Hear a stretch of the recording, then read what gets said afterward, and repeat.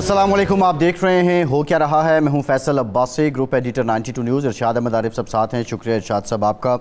अफसोसनाक खबर रिपोर्ट हुई इस्लामाबाद से, जब PTI के तर्जुमान रऊफ़ हसन पे हमला किया गया। तेज़दार आले के साथ उनके चेहरे को निशाना बनाया गया। वो निजी TV के दफ्तर से निकल रहे थे एक प्रोग्राम की रिकॉर्डिंग के बाद और उस दफ्तर की पार्किंग में, ये इस्लामाबाद का इलाका G7 है, यहाँ पर कुछ लोगों ने जो ख्वाजा सराब के रूप में थे उनकी जानिब से उन पे अटैक किया गया।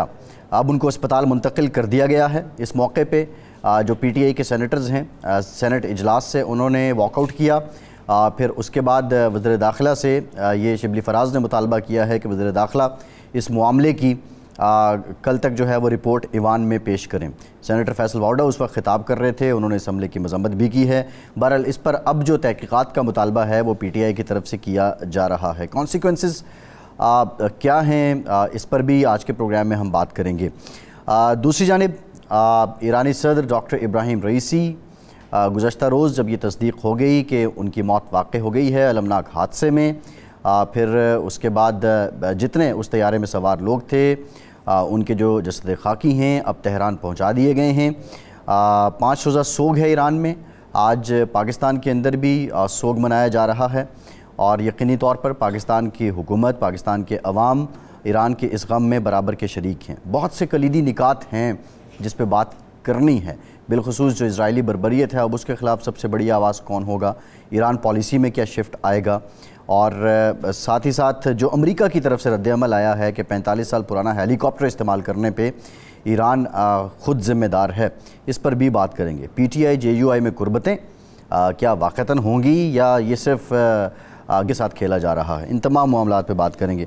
सेनेटर मुशाहिद हुसैन सैयद साहब पाकिस्तान के मायनाज दानिश्वर हैं, फ़ॉरेन पॉलिसी एक्सपर्ट हैं, सियासतदान हैं, कानून साज हैं, सहाफ़ी भी रहे हैं, बड़ा लंबा सिलसिला है, हमारे साथ मौजूद हैं।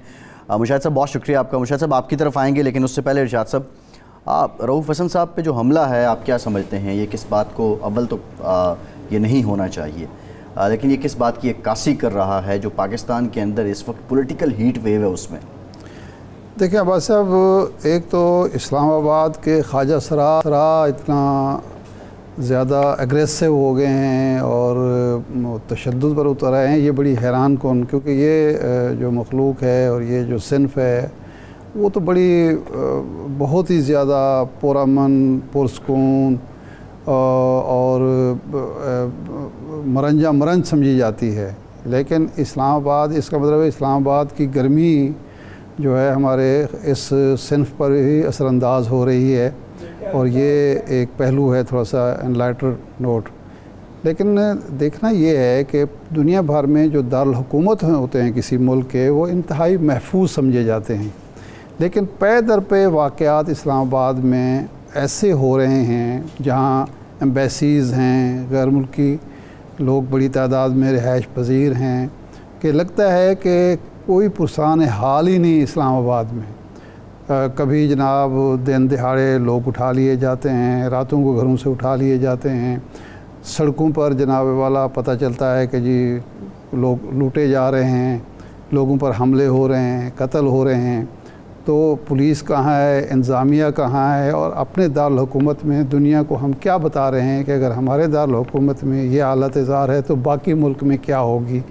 हम अपने दुश्मनों को, अपने मुखालिफिन को ये मौका फ़राहम कर रहे हैं पाकिस्तान के बारे में मनफी प्रोपेगेंडे का।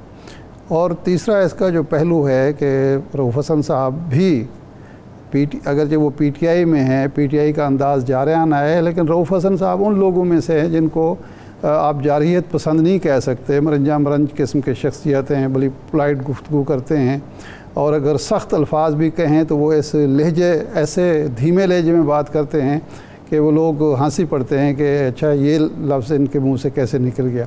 तो उन पर अगर ये हमला होता है तो फिर हुकूमत का, वहाँ की इंतज़ामिया का, पुलिस का ये फ़र्ज़ बनता है कि जल्द अज जल्द वो लोग गिरफ़्तार किए जाएं और उनके मकासद मालूम किए जाएं कि ये क्यों हो रहा है, क्यों कर रहे हैं, और क्या ऐसी वजह हुई कि वो एक निजी TV के स्टूडियो से बाहर निकलते हैं, वो 4 लोग या 5 लोग आते हैं और सीधा हमलावर हो जाते हैं, कोई बातचीत भी नहीं करते। और उनके चेहरे को निशाना बनाया जाता है। तो इस पर अफसोस भी हम ज़ाहिर कर सकते हैं और मुतालबा भी कर सकते हैं कि इस मामले को पॉलिटिकल पॉइंट स्कोरिंग का ज़रिया ना बनाया जाए, बल्कि संजीदगी से इसकी तह तक पहुंचा जाए ताकि आइंदा रोकथाम की जा सके।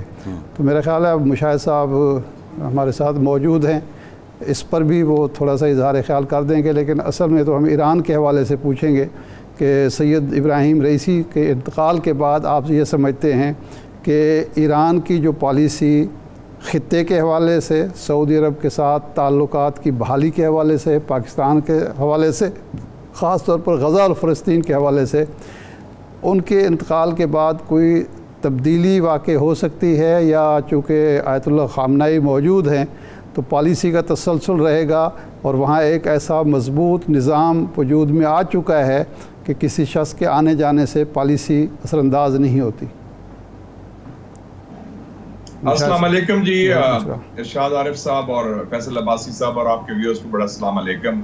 और ये वाकई बड़ा एक सानिया हुआ है ईरान में और बड़ी ट्रेजेडी है कि एक अजीम लीडर ईरान के नहीं, सिर्फ मैं तो कहूँगा मुस्लिम उम्मा के लिए भी, क्योंकि ये मुस्लिम उम्मा की बड़ी दबंग आवाज़ थे सैयद इब्राहिम रईसी साहब। और आपको पता है हाल ही में उन्होंने दौरा किया, फिर दौरे जब किया उनकी बेगम भी साथ थी, खानम जमीले, वो खुद प्रोफेसर हैं। दोनों मियाँ बीवी को डिग्रियां दी गई, बेगम साहब को लाहौर में और प्रेसिडेंट साहब को कराची में। और फिर आपने देखा कि जब लाहौर आए तो जिस तरह उनके तासुरात क्या थे जब उन्होंने अल्लामा इकबाल के मज़ार पर दुआ की, शेर व शायरी की बात भी हुई। उनके अल्लामा इकबाल को तो सारे ये मानते हैं, उनके शहदाई हैं सारे। तो उस हवाले से, और इन्होंने जो मुस्लिम उम्मा के सबसे बड़े इश्यूज दो हैं इस वक्त, मकबूजा कश्मीर और मकबूजा फ़लस्तीन, उस पर बड़ी दबंग आवाज उठाई, खुल के बात की इन्होंने। और यही है इनकी क़यादत में बड़ा मुंह तोड़ जवाब भी दिया गया। इनके सफारत खाने पर हमला किया था ईरान के दमिश्क में, उसका जवाब भी दिया। और उसके अलावा जैसे आपने फरमाया सऊदी अरेबिया से ताल्लुकात बहाल किए, बल्कि जब ये सदर बने थे 2021 में, इन्होंने कहा कि मेरी पहली तरजीह है कि जो बरादर इस्लामी मुल्क हैं, चाहे वो हमसाए हैं जो हमारे इर्द गिर्द हैं, उसमें उन्होंने नाम लिया पाकिस्तान, अफगानिस्तान, तुर्की, आज़रबाईजान, यूएई और सऊदी अरेबिया, कि इनके साथ हम ताल्लुकात और करीबी तौर पर इस्तवार करेंगे।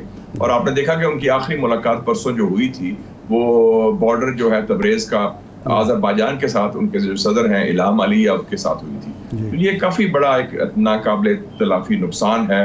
और मेरी उनसे मुलाकात भी हुई थी, मैं गया था तेहरान हाल ही में फ़लस्तीन कॉन्फ्रेंस के लिए, तो सदर इब्राहिम रईसी और उनके वज़ीर ख़ारजा वो भी बड़े बासलाहियत थे, हुसैन अमीर अब्दुल्लालियान, उनसे मुलाकात हुई थी और बड़े खैर से गाली का उन्होंने किया। और हमारा बॉर्डर खुल गया है, बॉर्डर ट्रेड भी हो रही है और भी मुआहदे हो रहे हैं। लेकिन जो दूसरा सवाल आपने किया वो बड़ा अहम है कि देखें ईरान में भी जो एक सिस्टम बड़ा ख़ास बना हुआ है। जो रहबर इंकलाब हैं सैयद अली ख़ामनाई साहब, जो एक ज़माने में सदर थे, और इरशाद आरिफ साहब को याद होगा कि जनरल ज़िया साहब जब सदर थे तो जुलाई 1986 में ये पाकिस्तान तशरीफ लाए थे सदर सैयद अली ख़ामनाई जो अब रहबर हैं। और इन्होंने लाहौर में एक बड़ी ज़बरदस्त तकरीर की थी जिसमें इकबाल लाहौरी की शायरी के हवाले से सारा की। तो मैंने मेरी इनसे मुलाकात जो जनरल ज़िया ने ज़ियाफ़त की थी इस्लामाबाद में, उसमें थी मेरी। तो उनकी जो पॉलिसीज हैं बड़ी वाज़ेह हैं। और कता कलाम माफ़, मुझे याद आ रहा है कि जनरल ज़ियाउल हक ने कैबिनेट समेत इस्तकबाल उनका एयरपोर्ट पे किया था खुद जाके। बिल्कुल सही, आपको बड़ी कमाल की याददाश्त है। वो खुद मौजूद थे और पूरा कैबिनेट को मौजूद है। और उस वक्त इस्तकबाल किया। आप नोट कर लें कि जब अफगान जिहाद पीक पर था, हमारी अमेरिका से बड़ी कुर्बत थी, अमेरिका के हम हलीफ थे अफगानिस्तान में सोवियत यूनियन के खिलाफ, लेकिन उसके और ईरान उनका दुश्मन समझा जाता था उस वक्त भी, बड़ा शदीद दुश्मन। लेकिन मैंने जनरल ज़िया साहब से पूछा, मैं कहा सर ये आपने बहुत बड़ा काम किया दाऊद के। उन्होंने कहा मुशाहिद साहब this is in our national interest. लेकिन ये होती हिम्मत होनी चाहिए। उन्होंने कहा ये हमारे कौमी मफाद में है कि हम ईरान के साथ ताल्लुकात करीब रखें। हम ईरान के खिलाफ कोई काम नहीं करेंगे क्योंकि ईरान का मफाद हमारा मफाद है और हम ईरान का बॉर्डर पुरसुकून चाहते हैं और ये हमारे लिए रेड लाइन है। तो हमारे देखे ना बड़ी स्ट्रेटेजिक सोच रही है उस जमाने की मैं बात कर रहा हूँ। और अब भी खैर इंशाल्लाह वही उसी किस्म की ब्रॉडली सोच है।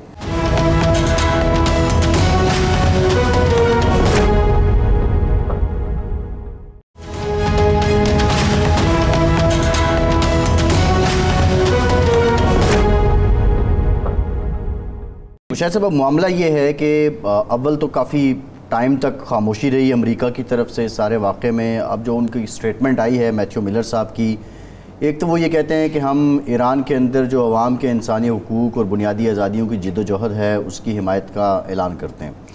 दूसरी तरफ वो ये भी कह रहे ईरान पर जो पाबंदियाँ हैं उस पर बिल्कुल माजरत भी नहीं करेंगे। फिर ये भी कहा कि 45 साल पुराना हेलीकॉप्टर इस्तेमाल करने का ज़िम्मेदार भी ईरान है।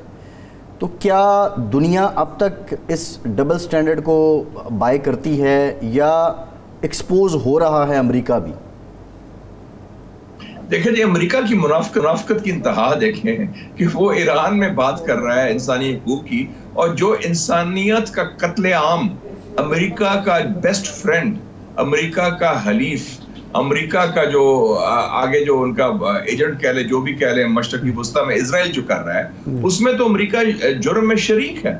उसमें तो कभी उन्होंने आंसू भाई इंसानी हकूक की बात नहीं की, जमहूरियत की बात नहीं की, और कत्लेआम में शरीक भी है और कत्लेआम को तकवीत पहुंचा रहा है असला फ्राहम करने के साथ साथ। तो ये इस किस्म की जो मुनाफकत है, अब मगरबी ममालिक हो, अमेरिका हो, वो लोग जान चुके हैं दौरे में यार। इसको लोग अमेरिका को इस इशू पर सीरियसली नहीं लेते। और मैं आपको बता दूं कि ये बाइडन इंतजामिया है, बाइडन को सजा मिलेगी इंशाल्लाह कि ये 5 नवंबर का इलेक्शन हारेगा और ट्रंप वापस आ जाएगा। तो ये तो हाल है, ये तो फर्क है। हर अमेरिकन कैंपस में इस वक्त मैं सलाम पेश करता हूँ अमेरिकन स्टूडेंट्स को, प्रोफेसर्स को, वो खड़े हो गए हैं फलस्तीन के इशू पर, फलस्तीन के बैनर्स लेके, उनके कफैया लेके, उनके झंडे लेके, और टका के बात कर रहे हैं। और इतने बड़े बड़े डेमोन्स्ट्रेशंस हो रहे हैं जो मुस्लिम दुनिया में नहीं हुए, जो अमेरिका में इस वक्त हो रहे हैं फलस्तीन के हक में। अच्छा मुशाहिद साहब, ये आपने ट्रंप की बात कर दी, हम उस तरफ तो नहीं आना चाहते थे। आप अक्सर कहते हैं कि ट्रंप वहाँ कामयाब होगा, एक टेलीफोन कॉल आएगी और यहाँ का सियासी सिनेरियो बिल्कुल बदल जाएगा। जब हम जो अमरीकी बाज़ दानिशवरों से बात करते हैं वो कहते हैं जी पाकिस्तान के, एक तो इस वक्त अमेरिका का कोई इंटरेस्ट इस खिते में बहुत ज़्यादा नहीं रहा जिस तरह पहले था, और ट्रंप का तो पहले भी नहीं था और वो तो बहुत पहले निकलना चाहता था वहाँ से। तो आप गैर मामूली एक तवक्कुआत लगा के बैठे हैं, और पाकिस्तान की सियासत से अब ट्रंप का या अमेरिका क्या लेना देना, तो आप किस तरह देखते हैं इस मामले को? एक तो ये बात बिल्कुल बेबुनियाद है कि अमेरिका का इस खत्ते में कोई इंटरेस्ट नहीं। अमेरिका का इस खत्ते में बहुत इंटरेस्ट है। अमेरिका के दोस्त जो 3 बड़े जो हरीफ हैं वो इस खत्ते में मौजूद हैं, चीन, हिंदुस्तान, ईरान और रूस, और अफगानिस्तान से भी वो उसको हरीफ समझता है। तो ये तो बात एक वाज़ेह होगी। अमेरिका की भी स्टडी आई है नेशनल इंटेलिजेंस काउंसिल की, वो नेट में देख लें, 42 सफ़े का डॉक्यूमेंट है, उसको कहते हैं एनुअल थ्रेट असेसमेंट।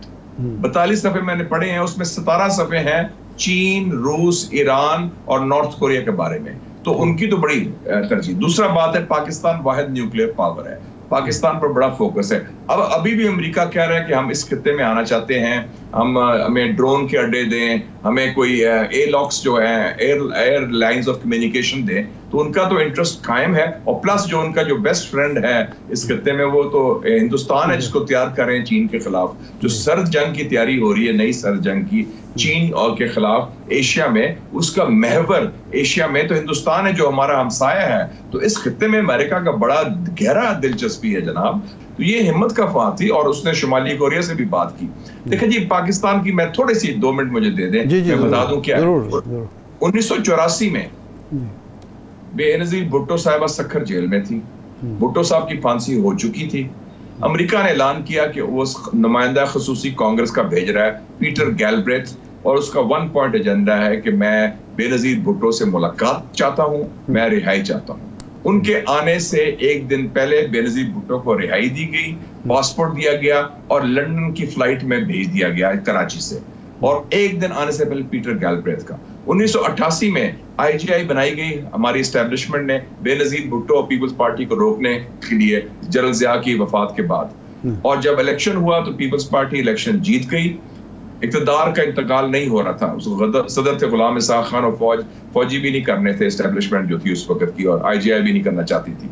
अमेरिका ने क्या किया, उन्होंने 2 नुमाइंदे भेजे, रिचर्ड आर्मिटाज, रिचर्ड मर्फी। उन्होंने कहा जनाब इंतकाल इक़्तिदार होगा बेनज़ीर भुट्टो को। हमारी एस्टेब्लिशमेंट ने कहा कि फिर हमारा वज़ीर खारजा होना चाहिए, हमारा वजीर खजाना होना चाहिए और हमारा सदर होना चाहिए। उन्होंने कहा ठीक है साहब, याकूब खान वजीर खारजा होगा, वसीम जाफरी वजीर खजाना होगा और गुलाम इसहाक खान सदर होगा। नसरुल्लाह खान को डिश कर दिया बेनजीर ने और उसको इंतकाल इक़्तिदार हो गया। मियाँ साहब के खिलाफ जब कू हुआ जनरल मुशर्रफ का, तो क्लिंटन प्रेसिडेंट था, क्लिंटन का मेरे यार अंदर है, उन्होंने ऑर्डर दिया, उन्होंने कहा मेरा टर्म खत्म हो रही है। क्लिंटन ने कहा, सदर क्लिंटन ने 20 जनवरी 2001 को, उससे पहले नवाज शरीफ को रिहाई मिलनी चाहिए। और उन्होंने कंसोर्शियम बनाया 3 अरब ममालिक का, यूएई, सऊदी अरेबिया, कतर, उनकी ड्यूटी लगाई कि आप जैसे भी हो ये बंदोबस्त करें। और आपने देखा कि सबसे पहले कतर के वजीर खारजा आए, वो जेल में मियाँ साहब को मिले कराची में, फिर यूएई का आया, फिर सऊदी अरेबिया ने खुद का। और आपको पता है 10 दिसंबर 2000 को क्लिंटन के जाने से 4 हफ्ते पहले एक जहाज आता है सऊदी अरेबिया से, रॉयल जहाज 747, और वो बड़े आराम से मियाँ साहब को ले गया। अल्लाह खैर सल्लाह। ये हमारा ट्रैक रिकॉर्ड है। जब सियासी कैदियों के बारे में, सियासतदानों के बारे में जो हिज़्ब इख्तिलाफ के होते हैं, तो हम टेलीफोन कॉल आने से पहले या दबाव से पहले हम खुद ही काम, लेकिन मुशाहिद साहब सही काम है। अच्छा मुशाहिद साहब, ये वो तो क्लिंटन, मियाँ साहब कहते हैं कि क्लिंटन मेरा दोस्त है और क्लिंटन भी उनको दोस्त समझता था, तो ट्रंप भी किसी को अपना यार समझता है यहाँ? ये अभी एक सॉरी सी ट्रंप तो कहता है कि अभी वो तो बड़ा फैन है इमरान खान का। अभी जब ट्रंप इमरान खान गया था उसकी घर व्हाइट हाउस में, तो उसकी बीवी ने कहा, मेलेनिया ट्रंप ने, कि मैं इमरान खान से अलग सेल्फी बनाऊंगी अकेली। मियाँ के बगैर भी उसने बनाई थी। और वो इनकी तो बड़ी, जो इमरान खान है वो एंटी अमेरिकन नहीं है, उनके ताल्लुकात खराब थे बाइडन एडमिनिस्ट्रेशन से। ट्रंप से तो उनके बड़े अच्छे ताल्लुकात थे, आपको याद है, और बड़ी अच्छी मुलाकातें हुई। और ट्रंप तो उनकी खुद तारीफ करता था। और आपने देखा कि 37 कांग्रेसमैन ने बयान दिया पिछले दिनों में उनके हक में, जिसमें नैन्सी पेलोसी भी शामिल थी। और वो ज्यादातर कांग्रेसमैन वो हैं जो बाइडन की पार्टी के हैं, और उस पार्टी में भी उन रियासतों से है जिन रियासतों का जो फैसला कुन होंगी अगले इलेक्शन में। ये ना देखें आप, सदी तौर पर देखते हैं कि ये है वो है, हालात अंदरूनी तौर पर और हैं। अच्छा, 2 हफ्ते पहले कुगलमैन जो हैं वो यहाँ लाहौर में थे, तो मैं ख़ुद तो उस मुलाकात में नहीं था, लेकिन मुझे उस मुलाकात में मौजूद 1-2 जर्नलिस्ट दोस्तों ने बताया कि उसने कहा कि नहीं जी नहीं, उस वक्त जो ट्रंप को किसी ने समझाया था कि अफ़गानिस्तान से निकलने में इमरान खान मददगार हो सकते हैं, इसलिए उसने पजीराई भी की थी और बयानात भी दिए थे। तो अब तो अफ़गानिस्तान से अमेरिका निकल चुका है, अब उसको क्या ज़रूरत है कि यहाँ किसी से पंगा ले, यहाँ के इंतज़ामिया को नाराज़ करे और इस शख्स के लिए ताल्लुकात दाव पर लगाए? देखिए जी, वो हमें नाराज करने की से डरते नहीं है, हम डरते हैं कि अमेरिका नाराज ना हो जाए। इस वक्त हमारा एक ज़हनी तौर पे खौफ है अमेरिका के बारे में। इस वक्त ताकत का तवाज़ुन शिफ्ट हो चुका है। चीन राइजिंग पावर है, एशियन सदी है, जो अल्लामा इकबाल ने कहा था, देख मशरिक से उभरते हुए सूरज को देख, और गरा ख्वाब चीनी संभलने लगे, हिमालय के चश्मे उभरने लगे। दुनिया तब्दील हो गई है, लेकिन हमारे पावर स्ट्रक्चर में अभी भी अमेरिका का बड़ा रोब दबदबा है। अमेरिका बहादुर, वॉशिंगटन DC, हम इधर हमारी रूलिंग क्लास जो है ना, उनसे बहुत डरती है। सही। अच्छा, एक ब्रेक लेना है। ब्रेक के बाद, अच्छा ब्रेक के बाद मुशाहिद साहब से हम यही जानेंगे जो आप बात कर रहे हैं, लेकिन यहाँ पे तो पूरी एक कैंपेन चली है हकीकी आज़ादी के नाम पे अमेरिका के ख़िलाफ़, और उसका फ़ायदा भी हुआ है सियासी तौर पे इमरान खान को। ये सब फिर क्या था, मुशाहिद साहब से ब्रेक के बाद जानेंगे, हमारे साथ रहिए।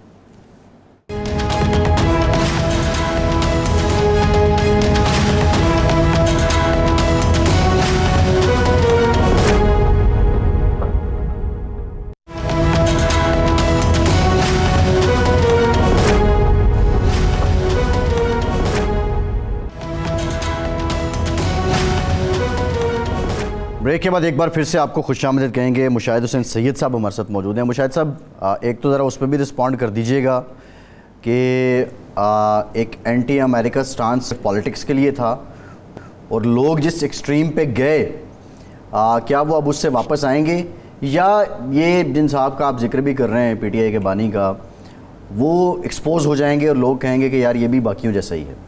एक तो ज़रा ये बता दीजिए। दूसरा, इरशाद साहब चीन से मुतालिक कुछ ऐड ऑन करना चाह रहे हैं? मेरे ख्याल में सवाल जी आप बात कर लें, फिर मैं सवाल करता हूँ। जी फरमाएं। जी, वो वो तो बड़ा आसान है, जैसे हमारे यहाँ बड़ी आसानी से हम कहते हैं जी वो फलाना बयान वो तो मेरा सियासी बयान था। तो अब वो सुलह सफाई माफी तलाफी हो गई है दोनों तरफ से। अमेरिकन एम्बेसडर जाके मिला है पीटीआई लीडरशिप को और उससे खुद रिक्वेस्ट की मैं मिलना चाहता हूँ। अमेरिकी सफीर का मिलना बड़ा अहम है और वो उस पार्टी से मिल रहा है जिस पार्टी ने उनको रगड़ा भी दिया, गालियां भी दी, सारा दी। तो उन्होंने भी जाके मीटिंग रिक्वेस्ट की फॉरेन ऑफिस के थ्रू। तो ये कोई ऐसी बात नहीं, इश्यूज होते हैं, सियासत हो या जियोपॉलिटिक्स हो, उसमें मफादात की अहमियत होती है, ना कि बयानात की या उस हवाले से। जुल्फिकार अली भुट्टो ने सारा कैंपेन चलाया था 1970 का कि सुर्ख है, एशिया सुर्ख है, और अमेरिका के वियतनाम वॉर से लेके हर जगह अमेरिका की मुखालफत की थी। और आने से पहले 20 दिसंबर को 71 को वो सदर बने, तो 19 दिसंबर को उनकी मुलाकात कहाँ थी? व्हाइट हाउस में, ओवल ऑफिस में सदर निक्सन के साथ। और उधर से आने के पूरी आशीर्वाद के साथ वापस आए थे और अमेरिका ने पूरा उनका शुरू में साथ दिया था। तो ये कोई अजनबी बात नहीं है, अनोखी बात नहीं है।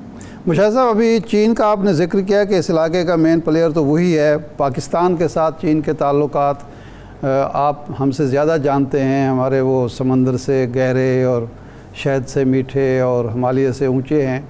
लेकिन ये मेरे लिए हैरत की बात है कि हमारे यहाँ ये रिवायत मैं कम अज़ कम ज़ियाउल हक़ से लेकर देखता चला रहा हूँ कि हमारा वज़ीर आज़म सबसे पहला दौरा सऊदी अरब का करता है, दूसरा दौरा चीन का होता है। 3.5 महीने हो गए हैं चीन का दौरा नहीं हो पाया।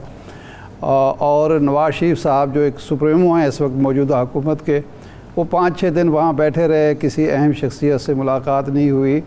तो क्या चीन के हवाले से हमारे यहाँ सब अच्छा है, या ये रजीम चेंज के बाद कुछ मामलात ऐसे हैं जिससे सदमहरी का बाज़ लोग तासुर दे रहे हैं? नहीं, सब अच्छा नहीं है जी। और बात बड़ी सिंपल है, चीन आपके साथ, पाकिस्तान के साथ हमेशा हर मौके पर, हर इशू पर चट्टान की तरह खड़ा है जी। UN security council Kashmir issue चीन लेके जाता है, फाटफ पर आपको आजादी चीन दिलाता है, G20 में चीन आपके साथ खड़ा होता है, न्यूक्लियर सप्लाईज ग्रुप को हिंदुस्तान को रोकने में चीन खड़ा होता है, दहशतगर्दी का इशू हो चीन आपके साथ खड़ा होता है। हम क्या करते हैं? हम 2 नंबरी करते हैं। पिछली जो मिलिट्री एस्टेब्लिशमेंट थी, खासतौर पर उस वक्त का मिलिट्री हाई कमांड, उन्होंने मिक्स्ड सिग्नल्स भेजे और उसने कहा कि आंख मार दी अमेरिका को और चीन को, कहा कि हम आपके तो दोस्त हैं। अमेरिका को कहा कि नहीं, हमसे आपसे ज्यादा करीब हैं और हम चाहते हैं आपसे कुर्बत हो, हम ये भी देने को तैयार हैं, हम कोई मिसाइल प्रोग्राम पर भी कॉम्प्रोमाइज कर लेंगे, हम इजराइल को भी तस्लीम कर लेंगे, हम हिंदुस्तान को भी, हम वो कश्मीर को छोड़ो, उस मसले को तजारत और शाह को शुरू कर देंगे। तो और अमेरिका ने ऐलान किया था उस वक्त 12 अक्टूबर 2022 को नेशनल सिक्योरिटी स्ट्रेटेजी में कि 2 चीजें उन्होंने कहा कि हमारा इस खित्ते में बेहतरीन दोस्त हिंदुस्तान है, स्ट्रेटेजिक पार्टनर, और बदतरीन दुश्मन चीन है।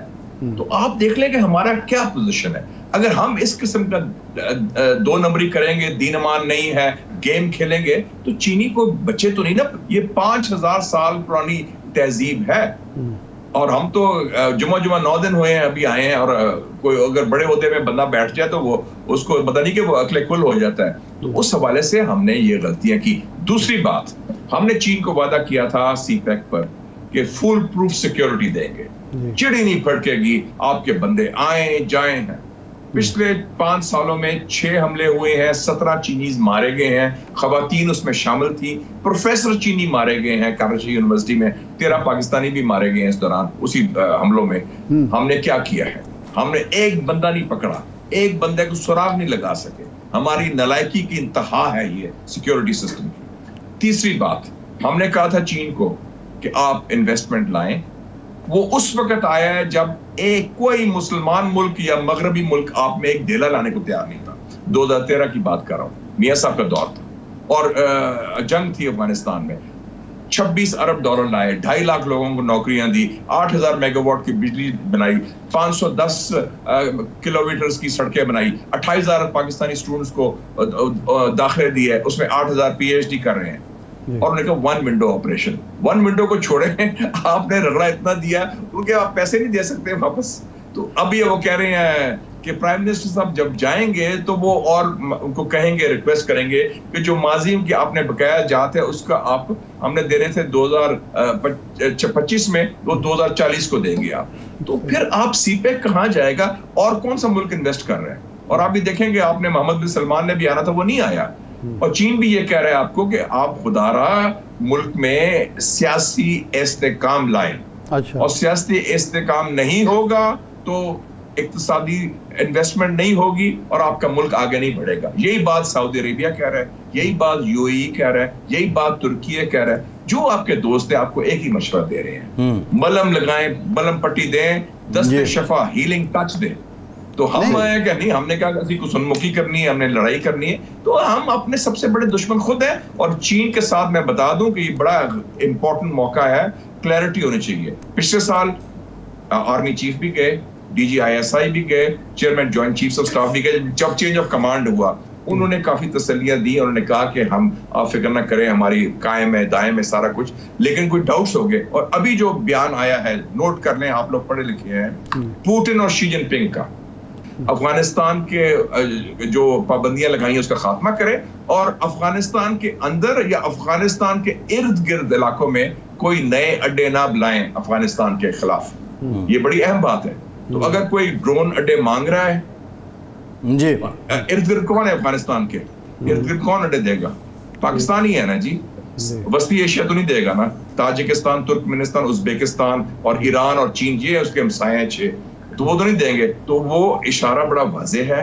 अगर ये रेड लाइन हमने क्रॉस कर ली, हमने फिर अमेरिका की गोद में जाके अफगानिस्तान के खिलाफ या नई ग्रेट गेम में शामिल हो गए, छोटी छोटी चीजें लेने के लिए, अमेरिका को देने को कुछ नहीं है, तो मैं बता दूं ये नाकाबिले तलाफी नुकसान होगा कौमी सलामती के लिए, पाकिस्तान के लिए। और चीन जैसे दोस्त को हम अगर दूर करें, चीन आपके साथ अभी भी खड़ा है, चीन को हमारी जरूरत है, हमें चीन की जरूरत है, लेकिन खुदारा हम छोटी चीजों के लिए, जाती मफादात के लिए, जैसे माजी में हुआ, ये काम ना करें कि हम मुल्की मफाद को नुकसान पहुंचाएं। जी सही। अच्छा, मुशाहिद, अफगानिस्तान का आपने जिक्र किया, ये इस वक्त चीन उन ममालिक में शामिल है, 4 ममालिक में जो सबसे ज़्यादा इन्वेस्टमेंट अफ़गानिस्तान में कर रहे हैं।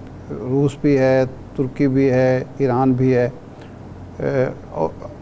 और हम इस वक्त एक टग ऑफ वार में हैं, या समझना चाहिए कि कुछ ना कुछ मामलात ख़राब हैं अफ़गानिस्तान के साथ। तो ये चीज़ भी चीन को हर्ट कर रही होगी, या चीन के साथ हमारे ताल्लुकात में रुकावट बन सकती है? 60 साल हो गए हैं हमारे स्ट्रेटेजिक ताल्लुकात चीन के साथ जी। उन 60 सालों में जितने स्ट्रेटेजिक इश्यूज आए, जितने बड़े सियासी इश्यूज आए, जितने इलाकाई इश्यूज आए, जितने बैन अवी इश्यूज आए, हमारे दोनों हम सेम पेज में थे, कभी इख्तलाफ राय नहीं हुआ। पहली दफा 50-60 साल की तारीख में अफगानिस्तान के ऊपर चीन और पाकिस्तान मौकफ में वाज़ेह फर्क है। चीन ने अफगान तालिबान हुकूमत को डी फैक्टो तस्लीम कर लिया है। उनके सफीर ने बकायदा, जब पाकिस्तान के सफीर पेश कर रहे थे अपने क्रेडेंशियल्स बीजिंग, शी जिनपिंग को उसी सफ में खड़े थे पिछले, शलवार कमीज और पेशावरी चप्पल पहन के और पग के साथ अफगान तालिबान के सफीर। चाइना ने $500 मिलियन की इन्वेस्टमेंट भी की है, चाइना उनको तस्लीम कर रहा है। अभी मैं मॉस्को से होके आ रहा हूँ, रूस भी उनको तस्लीम करने वाला है, ईरान उनसे सबसे ज्यादा तजारत कर रहा है, तुर्की उनको तस्लीम करने वाला है। हम दूसरी डगर पर चले हैं। सारी उम्र हमने तालिबान को पाला, अमेरिका ने हमें कहा डबल गेम खेल रहे हैं, और जब तालिबान की हुकूमत आई हम उनके खिलाफ हो गए हैं, हम उनके लोगों को निकाल रहे हैं। मुझे तो समझ नहीं, मंतक नहीं है, क्या पॉलिसी है हमारी।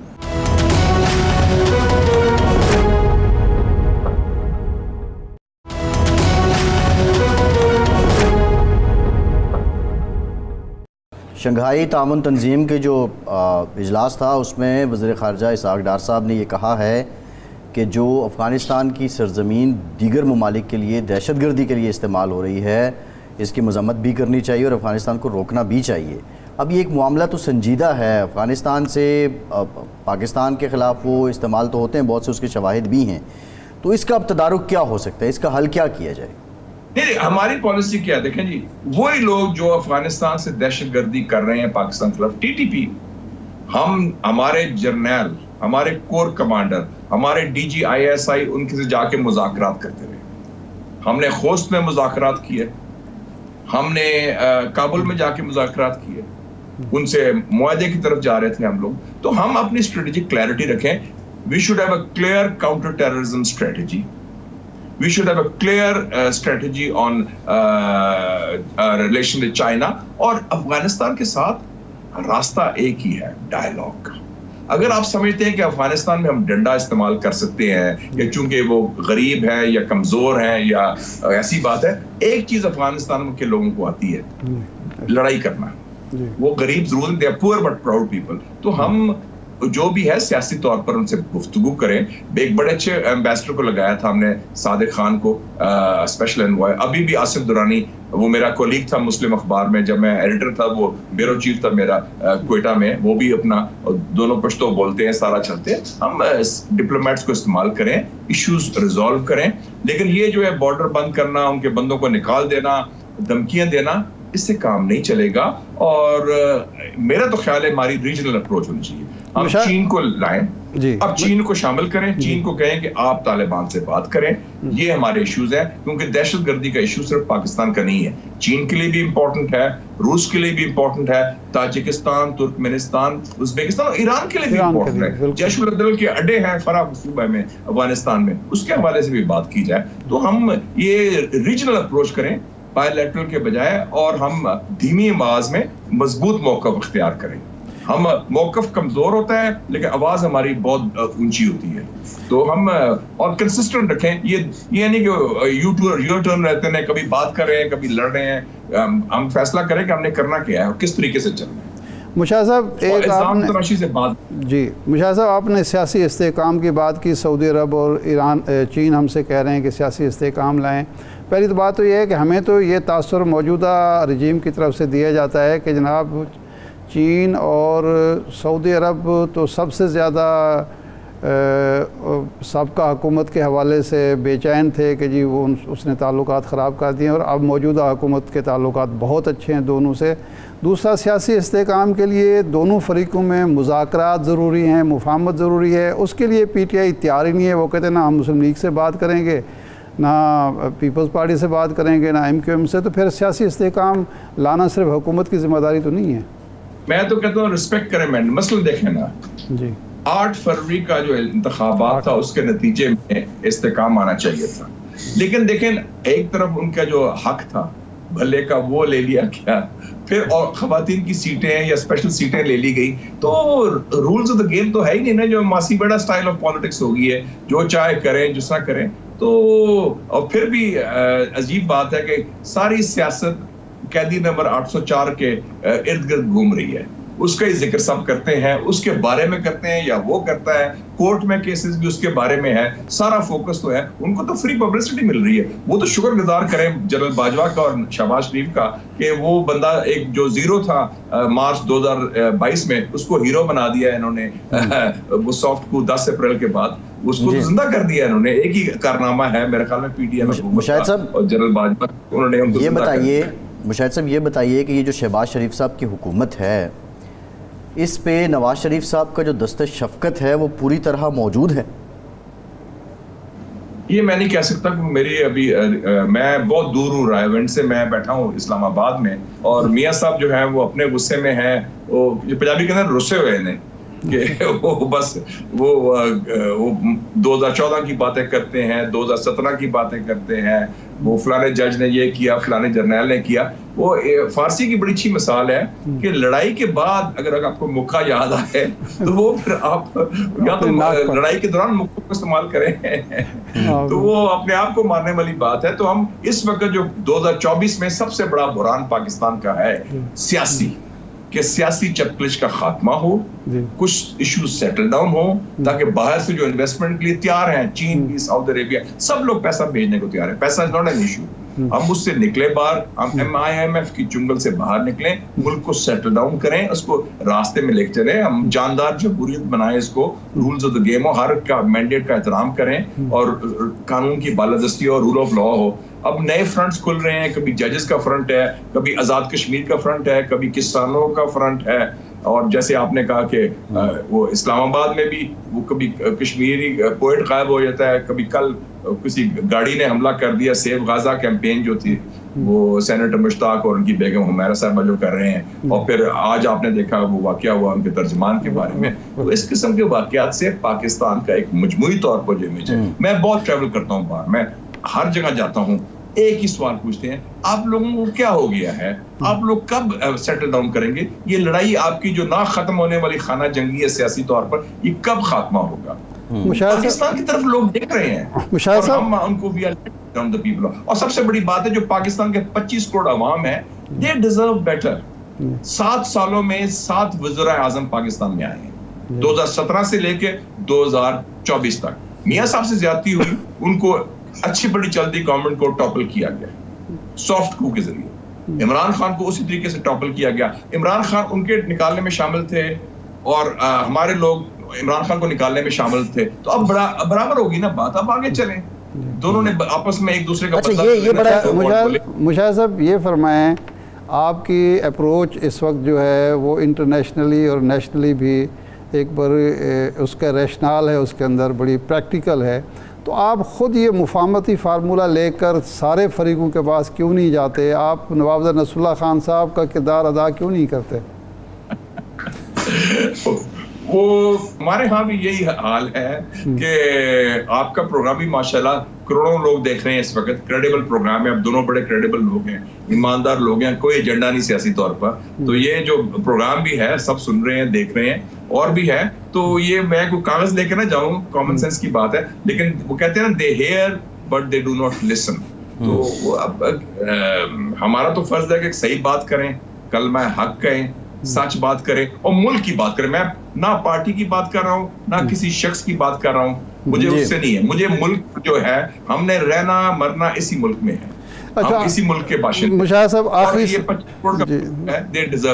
जी आखिरी सवाल ये, इस वक्त हमारी जो सहाफ़त है फिर घूम फिर के वहीं आ खड़ी है कि हुकूमत कभी हद तक इज़्ज़त के नाम पे कानून लाती है सहाफ़ियों को पाबंद सलासल करने के लिए, कभी पीका एक्ट में तरमीम होती है। ये पहले आप तमाशे बतौर एडिटर भी देखते रहे हैं, बतौर सेनेटर भी देखते रहे हैं। ये अचानक मुस्लिम लीग की हुकूमत को, आपकी जमात को क्या हुआ है कि वो सहाफ़त के पीछे पड़ गई है, सहाफ़ियों के पीछे पड़ गई है? क्या बीमारी है कि हमेशा ये 97 में 98 में जंग से लड़ रहे थे, फिर पीका एक्ट 16 में लेके आ गए, आज फिर एक नया कानून पंजाब में मंजूर हो गया। क्या वजह है इसकी? वजह आप क्या समझते हैं? वो मैं उर्दू में कहते हैं, पूरी बात नहीं मैं करता, पीटे का वही।